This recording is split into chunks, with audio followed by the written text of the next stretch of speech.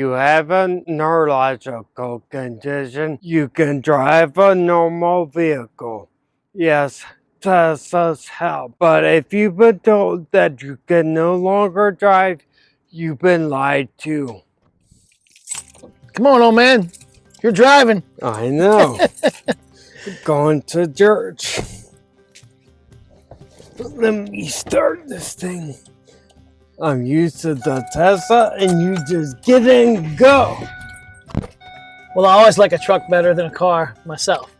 I don't know how to put it, but it's kind of aggravating knowing that doctors and other medical professionals say this is not possible.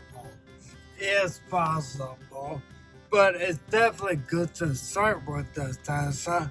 I mean, everybody's human, you know. Things can be tough, but you get little habits of compensation that you make. But at the same time, you want to try to constantly improve. Even if you had no neurological condition and you worked out, you'd want to constantly improve somehow. Yeah. So this is like a graduation to the next level in a way. Yeah, the tests are definitely good, but this forces you to adapt to how a normal car drives. That's what I mean. And don't get me wrong, the Tesla is normal, it just can make up for your downfalls. Yeah, there's no, or there's not as much compensation with this vehicle, with a quote-unquote regular vehicle, not the Tesla. Yeah, and this isn't going to drive for you. It's not going to stop for you. It's not going to monitor the road for you. You're going to have to do that. Yeah. Like that guy right there. Yeah, this truck is very animal. So, well, see, you know, I mean, we talked about this with a lot of different things. Like, as much as is possible, if you have a neurological condition, as much as possible, your goal is what? To get back to normal as much as possible. Yeah. So if it's possible for you to try to do this, or at least try to do it. Would you drop the water bottle?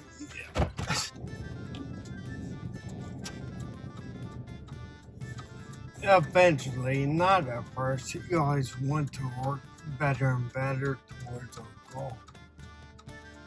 And this, again, through the right approach, you can become more independent. You can drive a normal car, but you have to know exactly what to do. The thing is, that's why I say, like, getting back to, quote unquote, getting back to normal as much as possible. You kind of know what to do. I look at it like when you're using the Tesla, it's compensating for you. Maybe your lack of attention or your lack of reaction time, your slower reaction time or what have you. But this is like, it's forcing you to pay attention. It's forcing you to make the decision, which I think is good because just like in working out, we want to stimulate the nervous system. We want to force your nervous system to adapt, to get better. It's what you do with any exercise. You have some kind of resistance to make your body and your muscles adapt. And it's the same thing you're doing in a way with this. The driving this regular vehicle, quote unquote, as opposed to the Tesla, is forcing you to do some things that the Tesla might do for you otherwise. Yeah.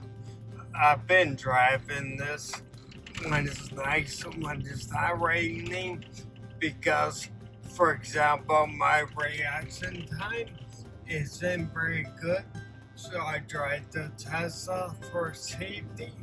But if it's like today, it's clear, I'll drive this, and I've been forcefully driving this almost every day for a couple weeks.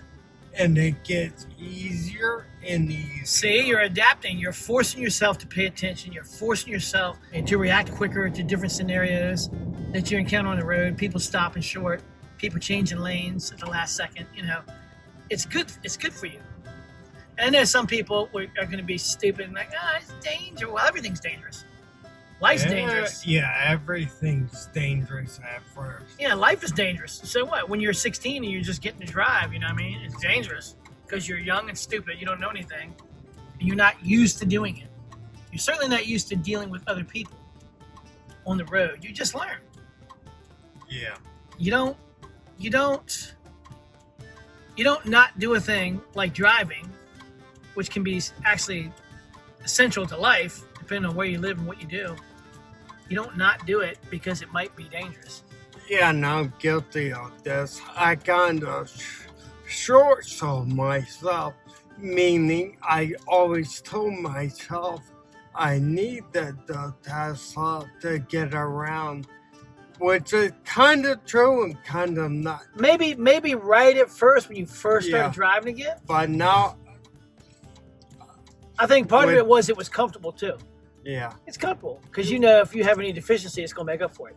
Yeah, with traffic, long drives, bad weather, yes, the Tesla, but this is more than. This is your daily commuter. Yeah. Yeah. And this truck is what, 24, 25 years old. Yeah. So it's very long. Well, thank God that your dad was a mechanic because the truck is in great condition, in great running condition, great operating condition. Yeah. But because again, most 25-year-old trucks are beat up. Yeah, I sold myself and always told myself I can't drive this. But that's not true at all. I drive it fine. And thanks to you constantly saying you can drive it, go ahead and give it a try. So little by little, I did small little drives. And just like having the Tesla, small little drives began to get bigger and bigger and for longer drives. Remember when I first had you walk the steps and you kept your hands near the guardrails, or you might have used them. And you know how many people would do it and at least at first they couldn't do it? So they say, I can't do it. Like, yeah, but you have to keep hammering it away at it. And now you got to work from that to being able to go up and down 100 times on concrete steps without hands. Meaning if you fall, you just hit the concrete. Yeah, you can't fall. But it goes back, everyone wants a quick fix. There's no quick fixes, just constantly gotta work at it. Well, so doing personal training, there's a ton of people who have no neurological condition whatsoever, and they want to lose weight or look a certain way, but they don't want to do. I just think it's just human nature is lazy. They don't want to do what they got to do it. They just don't. They don't. The eating part too. I had a lady tell me that she wanted to work out so she can eat whatever she wants. It's like, no, it's not really going to help you that much then. Now, if you want to look a certain way. But yeah, I want to, not everyone can afford that. So again, over time, you don't need one. You can drive your per se normal car. Yep. That's what people don't want to do. Well, they've also, a lot of people have been told. They've been brainwashed. Yeah. When somebody, remember what I was saying, when somebody challenges us and they say like, well, it's not that simple, or, the carnivore diet, or, well, yeah, you can exercise like that. Oh, I get that all. That's you, that's not me. It can be you, it just takes work.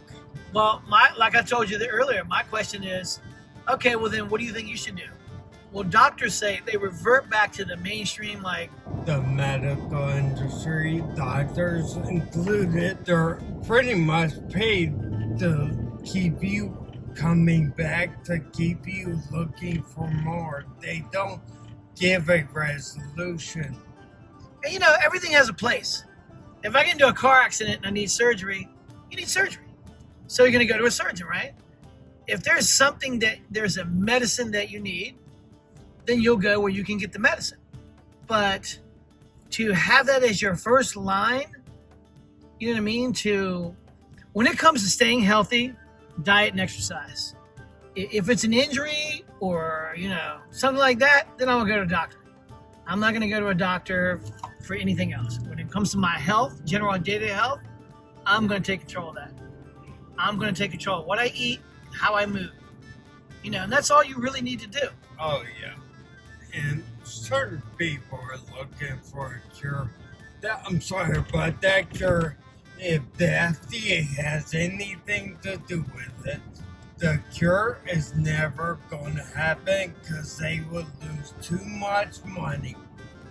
So it's one of those things you can wish in one end, do something else in the other will get filled first. I know people don't like to hear that, but that is the God's honest truth. Well, people have been conditioned through TV and all that other kind of stuff. Just mass media, where that's their first thought. Like, well, what is the doctors? Even if your doctor or whatever particular doctor you deal with isn't underhanded, he thinks a certain way, and what he knows is surgery and medications. So he's only going to suggest what he knows. He's not going to suggest, most likely, the carnivore diet or your diet in general or vigorous exercise. It's probably not, that's not his wheelhouse. That's not what he knows to do. It's not what he was trained to do. And actually, certain professionals said they don't recommend vigorous exercise because if something happens, they're afraid to get sued. Oh yeah, it's so stupid. Like they were telling you that you shouldn't use steam rooms or saunas. Yeah, They don't recommend the high heat. Don't push and sled, stuff like that. Another thing. There is no detrimental effect that I'm aware of for steam rooms or saunas for heat treatment that they could even remotely be worried about. Like, if you have ataxia, what is it going to do to you? Like, not a thing. It's not going to shrink your cerebellum. It's not going to do anything. But it does have a whole host of health benefits. And again, we're going down a back road. This apparently is not supposed to be capable, or I'm not supposed to be capable of this. But again, it all goes back to the right exercises, stressing the nervous system the appropriate way, which we have, stuff like that, and you can do this fine over time. Don't expect this to happen, within a few weeks or a few months. It will take a long, long time. Well, that's why I always say, like, we started working together in January of 2023, so that's almost 3 years, like 2 years and 9 months now. But you've kept at it, and you've gone from shaky on ski poles, walking with ski poles, to this. Like, it's one improvement builds upon the last. Yeah. And this is just basically to show everybody you can do it. It can be done. When people say that, people think like, well, I can't do that. Well, maybe not right now. Yeah, but right now. But why limit yourself? See what you can do. What happens if you try, you never build up to this? Then you fail. Yeah, but The failure is a good thing. People look at it as a negative thing. I look at it as a positive thing, because failure will teach you how to turn that failure into a positive. Well, I always say too, if you try it and you don't get anything out of it, you didn't lose anything because you didn't have it to begin with.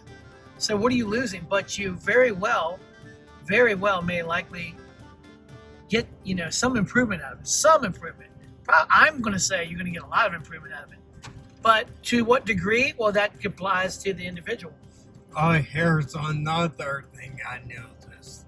After driving this, my handwriting has gotten better. Well, this overall, a couple things. It's forcing you to pay attention. It's forcing you to use your eyes, to think in the moment, to not be like lazy, to not think about things, to not pay attention to what you're doing. And it's all integrated. Your hands, your feet, you have to drive. You have to be aware of what you're doing at every second, which is good. But a lot of this you've learned before because when you originally learned how to drive, and I think you're just reestablishing those old abilities. Well, to be honest, driving a bigger vehicle like this, that perception-wise, is much easier for me because I always drove a bigger vehicle. Yeah? Like the Sequoia? Yeah. So driving this is a lot easier. I don't know if it's because I'm more used to it than a smaller vehicle, but that perception is much better with this. That makes sense.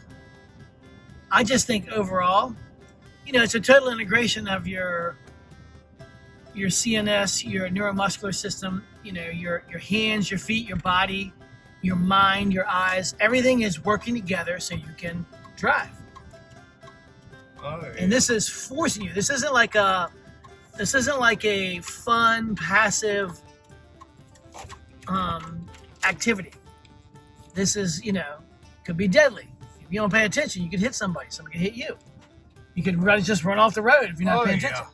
I'm constantly checking the mirror. That's the difference.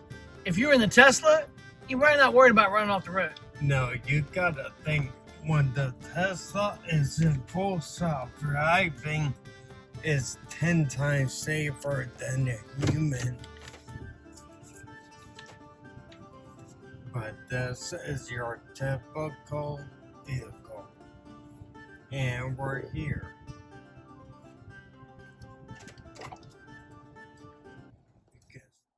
In summary, you can drive a normal vehicle. It's gonna take some time, but it is possible. And if you want to know, please email us. And if you like this video, like, share, ring the bell, and subscribe. Thank you.